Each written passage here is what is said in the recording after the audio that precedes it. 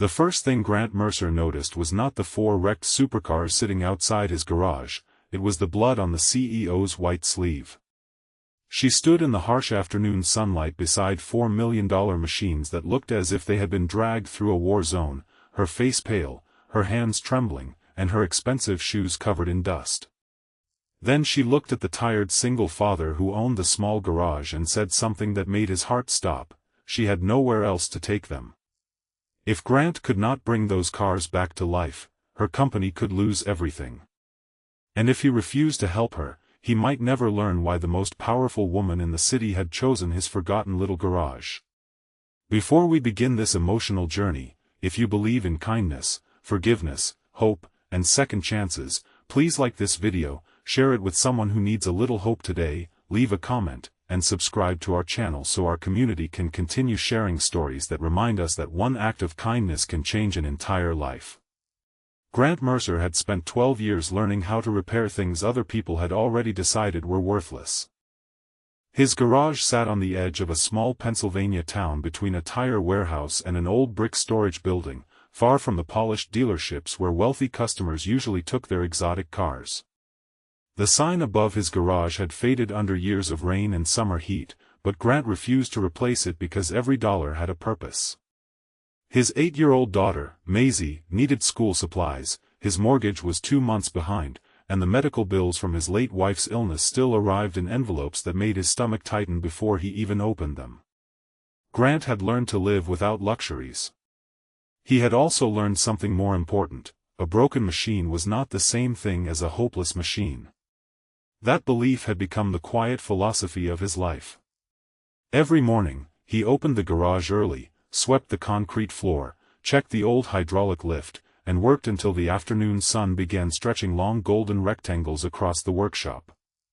Maisie often sat at the small desk in the corner doing homework while he worked, and although Grant worried that she saw too much struggle for a child her age, she always seemed to find reasons to smile. That afternoon, Grant was replacing a damaged transmission component when the sound of 4 powerful engines approaching at once made him look toward the open garage doors. 4 black transport trucks rolled into the parking lot, followed by a silver executive SUV. The doors opened, and Grant stared as 4 supercars were carefully unloaded one after another. A McLaren with its entire front end crushed, a Ferrari with shattered glass and a twisted suspension, a Lamborghini whose driver's side looked almost peeled open, and a rare Porsche prototype with catastrophic damage to the rear chassis. Grant wiped his hands on a rag and walked toward them, but his attention quickly shifted to the woman stepping out of the SUV. Her name was Celeste Harrington, the 38-year-old CEO of Harrington Automotive Technologies, one of the largest performance engineering companies in North America. Grant knew her face from business magazines. She was famous for turning struggling companies into industry leaders, for making impossible deadlines, and for never showing weakness. Yet the woman standing in front of him looked nothing like the confident executive from those magazine covers. Celeste walked toward Grant and explained that the 4 cars had been involved in a private testing accident earlier that day. Nobody had died, but the prototype systems inside the vehicles were extremely sensitive, and her company needed the cars restored before an investor demonstration scheduled for the following week. Several elite garages had already refused the job because the cars were too damaged and the proprietary engineering made conventional repairs almost impossible. Grant looked over the wreckage and quietly told her that he could not promise miracles. Celeste replied that she was not asking for a miracle. She was asking for someone willing to try. Grant looked at the cars again, then at Maisie, who was watching from behind the office window. He knew what accepting the job meant. It meant long hours, expensive parts, impossible pressure, and a huge risk if anything went wrong. But he also saw something in Celeste's eyes that bothered him. She was not behaving like someone protecting expensive cars. She was behaving like someone trying desperately to protect something much more important. Grant accepted the work. The first 2 days were brutal. The damage was far worse than the photographs suggested. Computer modules had been destroyed, frames were warped, suspension geometry was compromised, and the prototype Porsche contained an experimental cooling system that had been damaged beyond anything Grant had ever seen. Celeste remained at the garage throughout the daytime, surprising Grant by refusing to sit in a comfortable office while everyone else worked. She watched quietly, asked intelligent questions, and slowly began noticing things that had nothing to do with engines. She saw Grant saving leftover food from lunch because he did not want to waste it. She saw him checking his phone every few hours because the school was calling about Maisie's transportation. She saw the old photograph of Grant's wife hanging above his workbench. And one afternoon, when Grant thought nobody was watching, she saw him open an envelope containing another medical bill from his wife's treatment and place it beneath a stack of unpaid invoices without saying a word. Celeste finally understood why the garage felt different from every place she had ever worked. Grant was not repairing cars because he wanted to become rich. He was repairing them because he had a daughter who needed him to keep standing. Meanwhile, Grant began noticing things about Celeste too. She never spoke about her family. She rarely ate. She worked through every lunch break and seemed uncomfortable whenever anyone asked whether she was all right. Eventually, Grant learned the truth from one of her engineers. Celeste's father had founded Harrington Automotive Technologies, and after his sudden death, she had taken over the company. The upcoming investor demonstration was supposed to secure a massive expansion contract. If the demonstration failed, hundreds of employees could lose their jobs. Celeste had been carrying the responsibility alone because the company's board believed she was strong enough to handle anything. But Grant had started realizing that strength was sometimes just another word people used when they expected someone to suffer silently.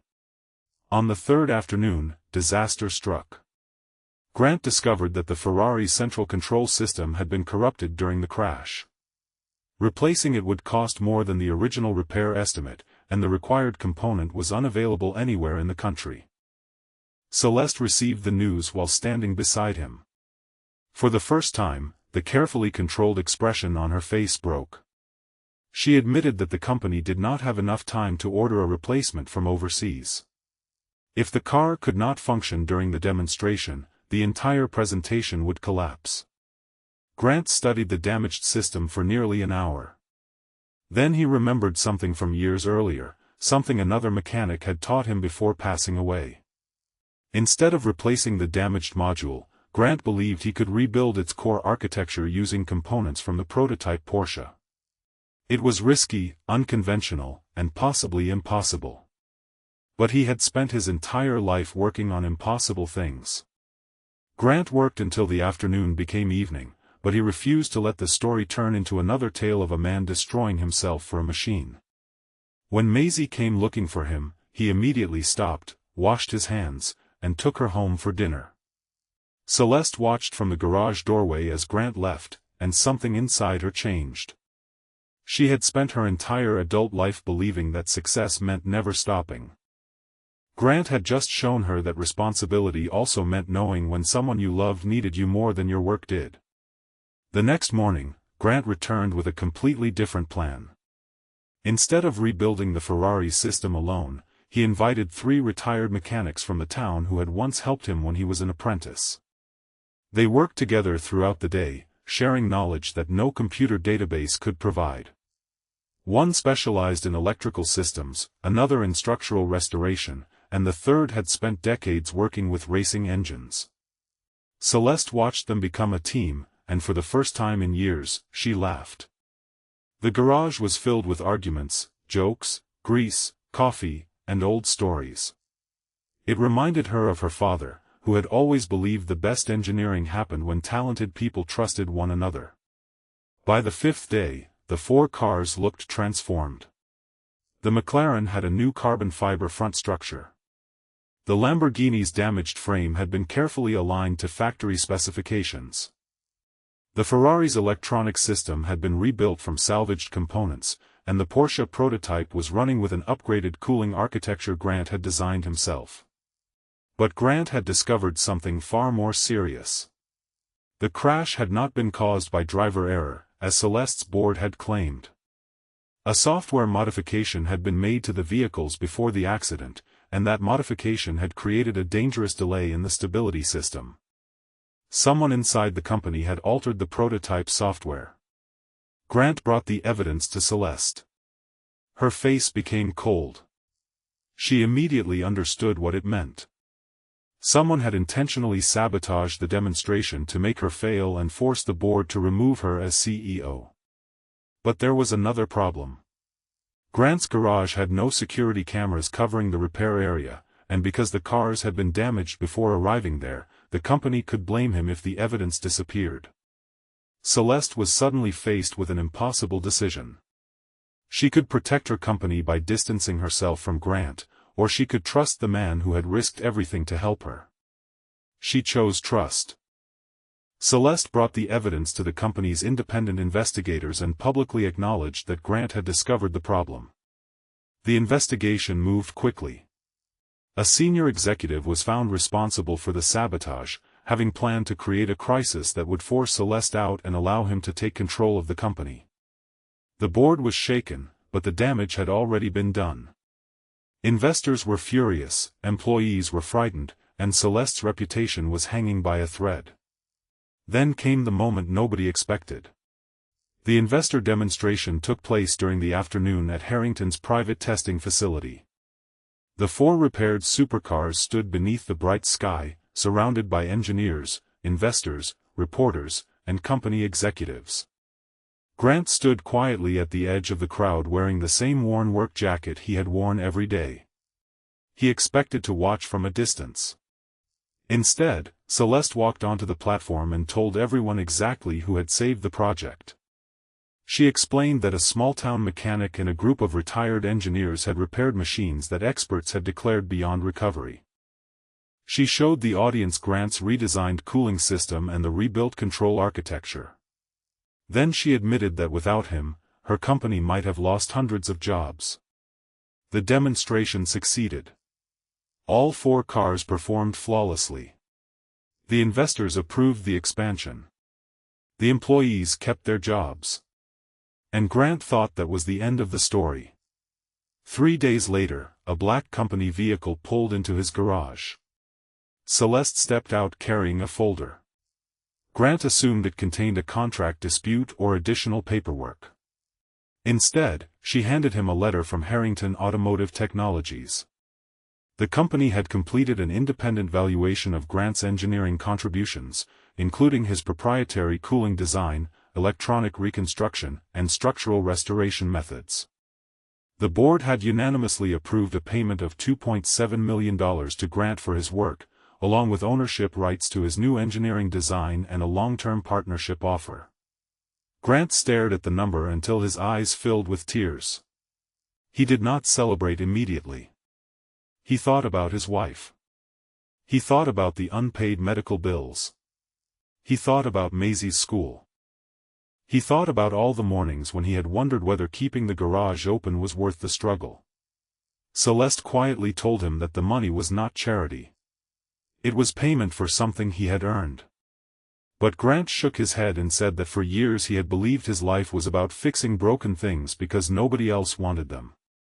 Now he understood that sometimes the broken thing was not the machine. Sometimes it was the person standing beside it, convinced they were too far gone to be repaired.